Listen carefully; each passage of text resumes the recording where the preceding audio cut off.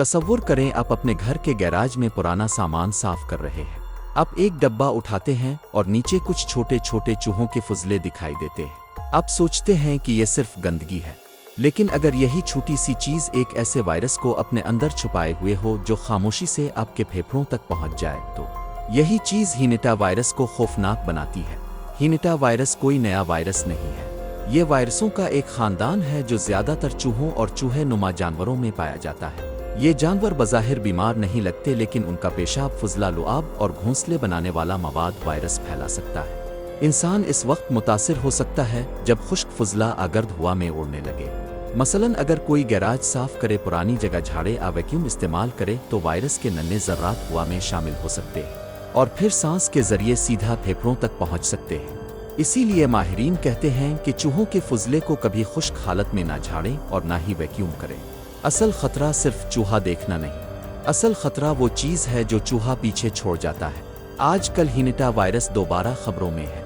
हाल ही में एक cruise ship MV हवंसस से जुड़े केसेस ने दुनिया भर में तशवीश पैदा कर दी। कई मुसाफिर बीमार हुए, कुछ लोगों की मौत हुई और मुख्तलिफ मुल्कों के मुसाफिरों को निगरानी और करंतना में रखा गया। माहिरीन कहते हैं कि आम लोगों के लिए खतरा अभी कम है, लेकिन वो सूरत हाल पर नज़र रखे हुए हैं, क्योंकि इस वायरस की अलामात कई दिन या कई हफ्तों बाद भी जाहिर हो सकती है। ज़्यादातर हीनिटा वायरस एक इंसान से दूसरे इंसान में आसानी से नहीं फैलता।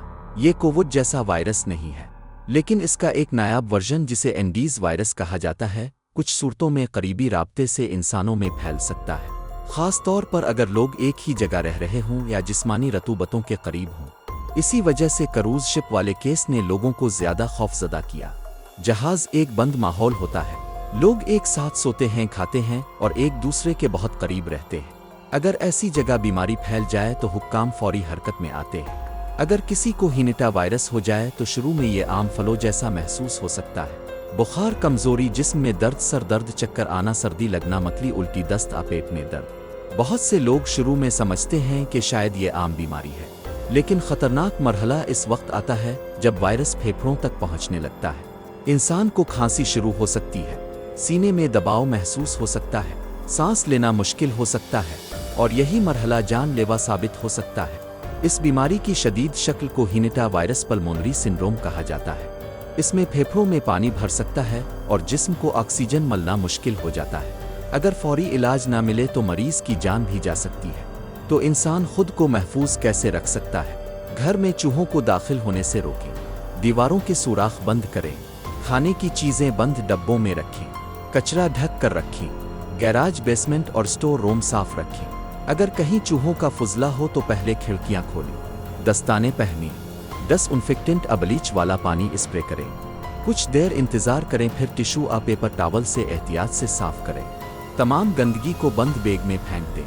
अगर आप हाल ही में किसी ऐसी जगह गए हों जहां चूहे मौजूद थे और उसके बाद बुखार, जिस्म में दर्द, खांसी या सांस लेने में मसला शुरू हो जाए तो फौरन डॉक्टर से राब्ता करें और उन्हें ज़रूर बताएं कि आपका चूहों वाली जगह से वास्ता पड़ा था, क्योंकि इस बीमारी में वक्त बहुत अहम होता है।